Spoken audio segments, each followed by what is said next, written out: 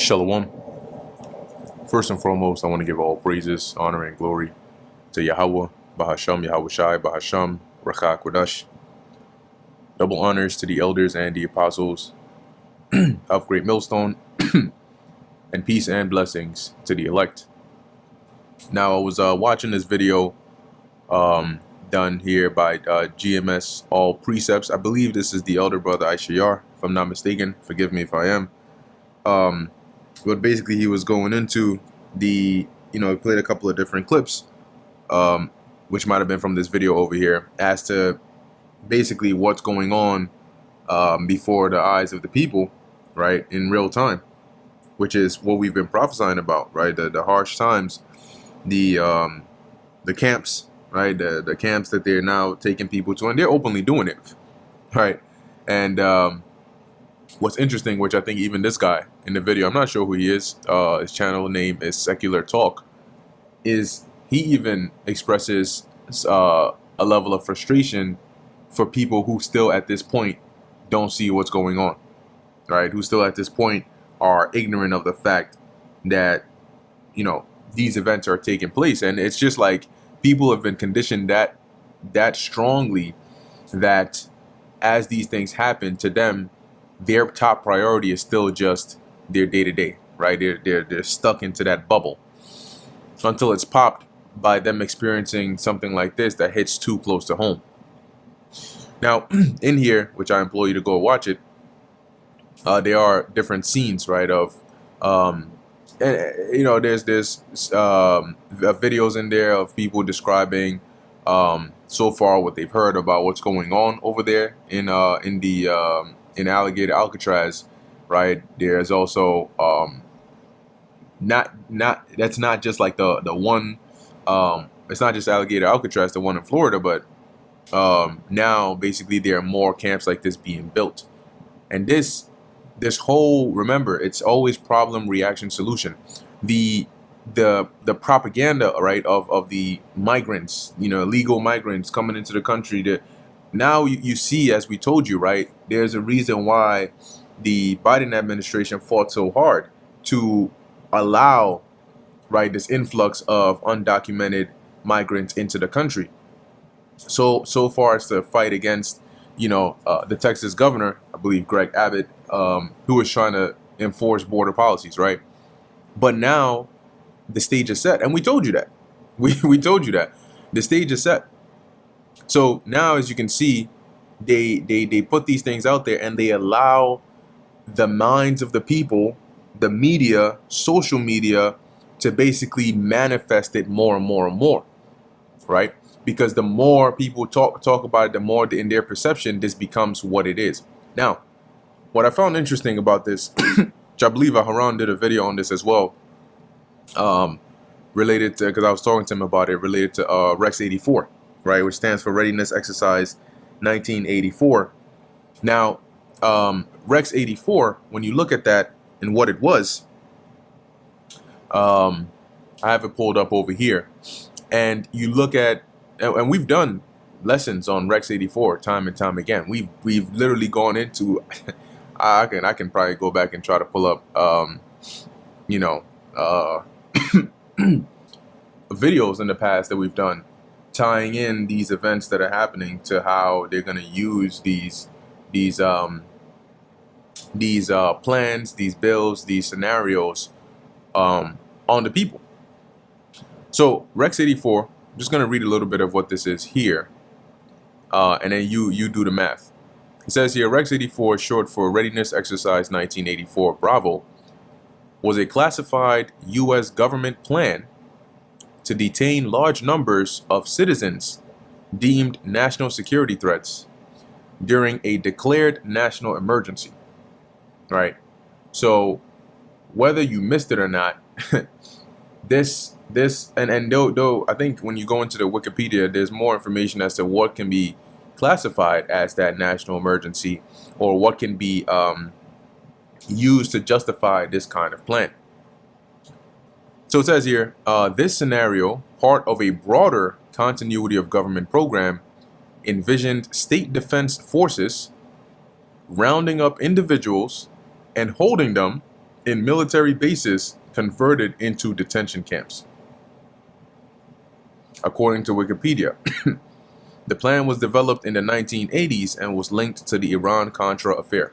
So, because, and as we're going to keep on reading down here, they're building these centers, right? They're building these centers. They're holding people in there, and people are saying like the conditions are not good, right? Like they're apparently there's like wastewater, there's bugs, mosquitoes. Sometimes it's hot and there's no AC turned on. The food has worms or maggots or whatever in there.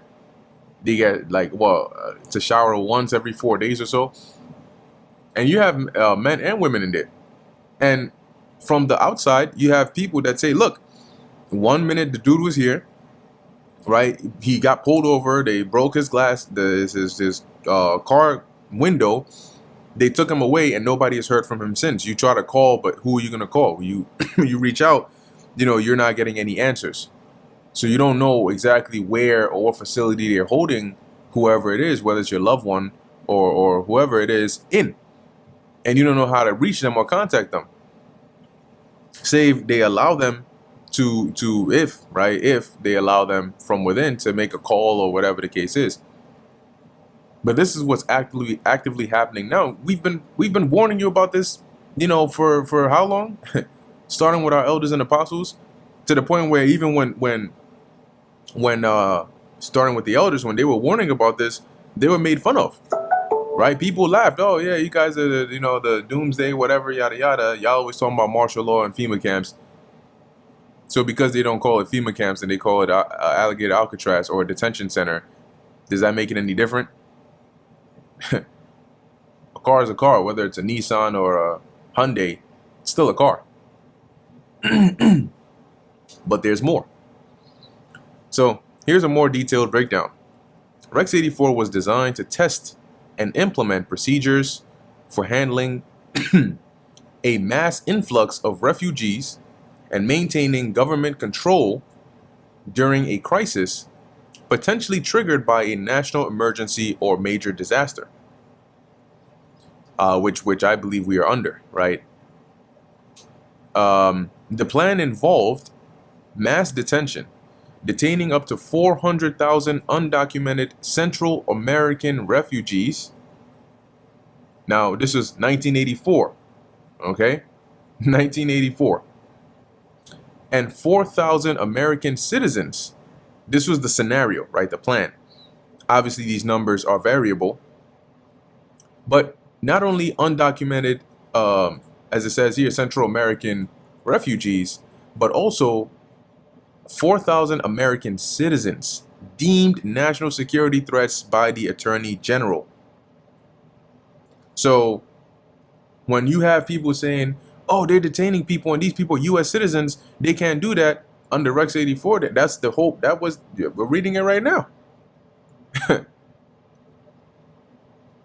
Military detention facilities, utilizing 22 military bases as detention centers managed by FEMA. So now they're using ICE and they're building what's called Alligator Alcatraz and then different, camps like that, because this was back, right, Rex 84, right, 1984. Things change, right? They revise, they modify, but the overall plan still stays the same. So now you're seeing ICE and it doesn't say FEMA. They might throw FEMA in there, or they might just keep using ICE and turn it into a new entity, right? One that you would not have usually previously associated with ICE. Suspension of constitutional rights, potentially suspending habeas corpus and other constitutional rights during the emergency, according to some historical records. Now, what is habeas corpus? Habeas corpus is a legal mechanism, often called the Great Right, or writ, however that's pronounced, that protects individuals from unlawful detention by requiring a court to examine the legality of a person's imprisonment. Essentially, it's a demand that the government bring a detainee before a court to justify their continued confinement. So with Rex 84, they can suspend that. All right, no more of that. They just take your ass and you disappear. And if you're lucky, then you might see the light of day, or you might end up in a different country, because they got camps in different countries too, or different regions. Now it says here the plan has fueled CTs, particularly regarding the potential for government overreach and the establishment of FEMA camps for political opponents. Oh, you don't say. Are these still considered CTs? Because when you were being warned about it, that's what, oh yeah, this guy's a conspiracy nut. He's a CT. He's this. He's that. Now you're the same people on social media crying about what's going on. They have these executive orders. When you go into it, there's a whole lot of them signed. Why? They're there for a reason. They're not just there for fun. And the Most High is hey, how wish I called it the beginning of sorrows. Now people are gonna start being afraid. Now the mockery and the Hebrew Israelites this, Hebrew Israelites that, and you people are saying this and that and this, and I could do whatever I want and X, Y, and Z. Okay. Now the world is scarier. Now the terrors are coming. The things you've been warned of, and there isn't going to be much for us to say, because the things that we've said are what's coming to pass according to the Spirit of the Lord. This is Ezekiel chapter 33, verse 33. And when this cometh to pass, lo, it will come, right? These visions, these prophecies, the things you've been warned of, when they come to pass, then shall they know that a prophet hath been among them. But that's not going to be your deliverance. That's when you're going to realize these men were truly prophets. They told us exactly these things that were going to happen, and we didn't listen. We mocked them. We walked past like they were crazy. Ah, look at these guys. Y'all ain't got nothing better to do. Okay. Thing is, it's only going to get worse from here. And a lot of people are going to get a shock to their system, a shock to their reality, as the Lord starts to turn things up, because the rest of what's written in prophecy is going to be much, much more. I mean, this is just the scratching of the surface. Now, this is Proverbs chapter 1, verse 27. When your fear cometh as desolation, and your destruction cometh as a whirlwind, right? You'll see people, especially women, when they're describing maybe like them witnessing ICE agents rounding up people, and they're crying. Right? They can't hold it together. They're crying as they're describing it, because it's like they feel so helpless because they can't really do anything. And that's what's going to happen. As things intensify more and more, we'll see. All right, we'll see. But at this point, if you need the Spirit of the Lord with you, right? When you read the scriptures, there are numerous accounts of the believers, right, being arrested. Peter, for example, and the Lord delivering them. Right? When Peter was arrested, the disciples prayed, and the Lord sent an angel to deliver him. When the disciples got arrested for teaching in the name of Yahushua, an angel came and opened up the cells and said, go back and continue teaching. So the elect have that kind of protection. For the rest, nah. It says here, when distress and anguish cometh upon you, then shall they call upon me, but I will not answer. They shall seek me early, but they shall not find me. And that's when you're going to start to see how scary prophecy can be. Why? For that they hated knowledge and did not choose the fear of the Lord. So you basically brought this upon yourself. They would none of my counsel. They despised all my reproof, because we warned you that, hey, the Lord is going to do this. He's going to do that. He's going to do this. If you don't repent, you're going to be subject to these things. Yeah, whatever. I do what I want. I'm a bad bitch. Okay.